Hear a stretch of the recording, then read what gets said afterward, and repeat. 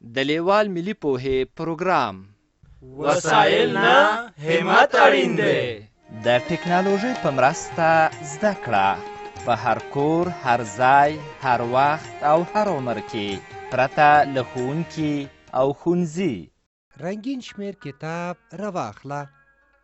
د رنګین شمیر پر مخ د ښکلي ماشومان وګوره او شاته یې د شنې مرغۍ ګورې چې څادر یې نیولی ده.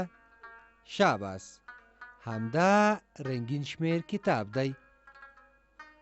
ښه ګرانه، د 1 2 3 4 5 6 اوه لیکل خو دې زده کړل. راځه اوس د اتو لوستل او لیکل زده کړو. د نن لوست یا سبق ده د اته عدد زده کول. کتاب دې پرانیزه. دې پاڼې ته په ځیر وګوره. څه وینې؟ د اتو چرګانو انځورونه. دا اته چرګان دي. دا لومړی یا اول چرګ ده. دا دویم چرګ ده. دا دریم چرګ ده. دا څلورم چرګ ده. دا پنځم چرګ ده. دا شپږم چرګ ده. دا اووم چرګ ده. او دا هم اتم چرګ ده. شاباس. وګوره، دا اته چرګان دي. دا اته بیرنګه چرګان دي. ته یې ګورې؟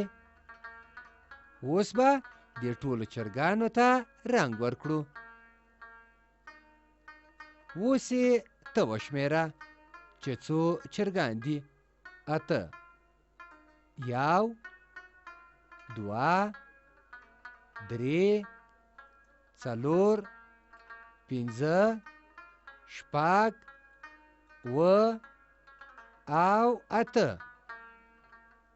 اوس به چرګان رنګ کړو. په دې پوهیږې چې چرګان څه رنګ لري؟ ښه پوهیږې. شاباس. چې چرګان ډول ډول رنګونه لري: تور، سپین، برګ، زیړ او داسې نور. اوس څه کوو؟ راځه چې دا اته بې رنګه چرګان رنګ کړو. رنګه قلمونه دې راواخله او دا اته بې رنګه چرګان په وار سره اول، بیا دویم، بیا دریم، بیا څلورم، بیا پنځم، بیا شپږم، بیا اووم او همداسې به اتم ته داسې رنګ ورکړي. پام دې ونیسه چې رنګول به یې له سره څخه پیل کړو. سر یې نارنجي، کرکرې ته سور، مخوکې ته یې زیړ، خرطوم ته هم سور، نور ځان او لکۍ ته یې تور رنګ ورکوو. ګوره، لکۍ او ځان ترمنځ لږ نارنجي رنګ ورکوو. پام کوه چې پښو ته یې فولادي رنګ ورکړې. چرګ پیژنې او کله دې لیدلی؟ ډېر ښه. شاباس. اوس به یې نور هم وپیژنې. ته خو پوهیږې چې چرګان موږ او تاسې په کورونو کې ساتو. چرګې هګۍ هم کوي چې په کورونو کې ځان ته پخوو. ډېر ښه.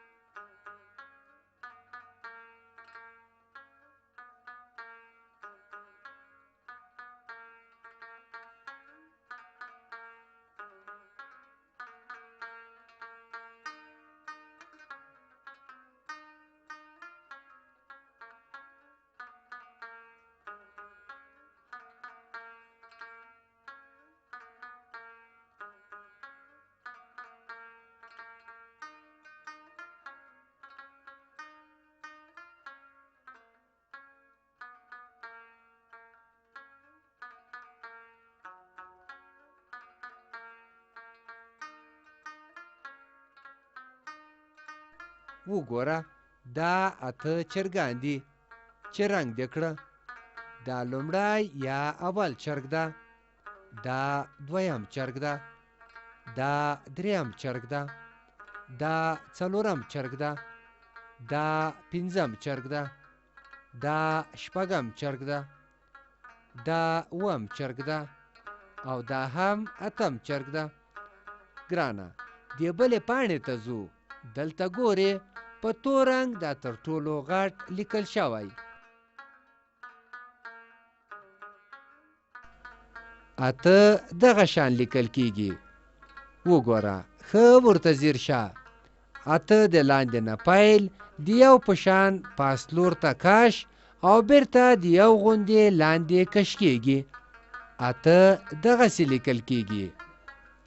ګوره ښه ورته ځیر شه چې لاندې منځخالي اته ډېر ځلې لیکل شوی. د دغو په سر به پخپله لیکي چې د اتو لیکل دې ښه زده شي. دلته اته څو ځلې لیکل شوي او په سر کې تور ټکی ایښی. د تور ټکي معنا دا چې خپل قلم د چوکاټ په منځ کې په تور ټکي ږدې. له لاندې پیل د یو په شان پورته کش او بیرته د یو په شان لاندې کش کړې. اته دغسې لیکل کیږي. راځه د دغو اتو په سر بیا بیا لیکو چې لیکل دې ښه زده شي. شاباس اته دغسې لیکل کیږي. ډېر ښه اته لیکو. اته دغه شان لیکل کیږي. اوس نو په دغه خړ ځای کې چې په سپین رنګ اته ډېر ځله لیکل شوی، د دغو په سر اته تمرین کوو چې اته لیکل دې زده شي. څومره اسانه دی. دا ټول اته به ولیکې چې اته لیکل دې یاد شي. شاباس اته لیکو. اته لیکل زده کوو. اته دغسې لیکل کیږي. ښه نو اوس د تمرین وخت ده. تمرین د یو کار بیا بیا کولو ته وایي. په دغه پاڼه کې دا تورې کرښې وینې. دغلته د اتو ترمنځ ټکی کېښودل شوی. راځه اته ورباندې تمرین کړو چې د اتو لیکل دې زده شي. ټکي داسې وتړه چې اته ورڅخه جوړ شي. دلته د اتو لیکل زده کوو. شاباس اته دغه شان لیکل کیږي. اته لیکل زده کوو. څو ټکي سره یو ځای کوو چې د اتو شکل ورڅخه جوړیږي.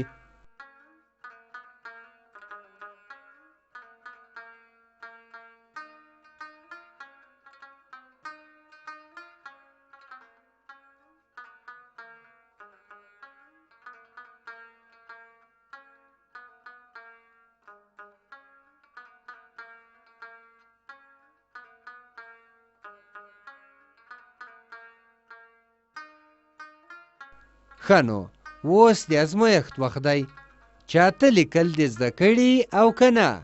په دې پاڼه کې اته ستوري دي چې یو یې تور دی. سپین ستوري لاندې یو او د بل ستوري لاندې دوه او بیا درې، بیا څلور، بیا پنځه، بیا شپږ، بیا اوه او د تور ستوري لاندې اته هغه پیدا کړه او له اتو عدد څخه کړۍ تاو کړه.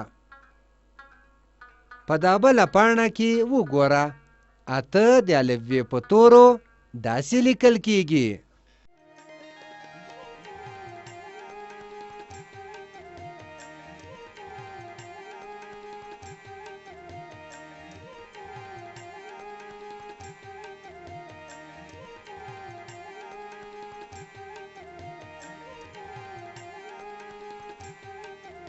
له دې ویډیو سره د رنګین شمیر کتاب په زده کړه کې ډیره مرسته کوي. د کتاب ترلاسي لپاره پته ده LLS@leval.com 003 280 24 40. د نورو معلوماتو لپاره لیوال د لرې ښوونځي تګلاره وګورئ.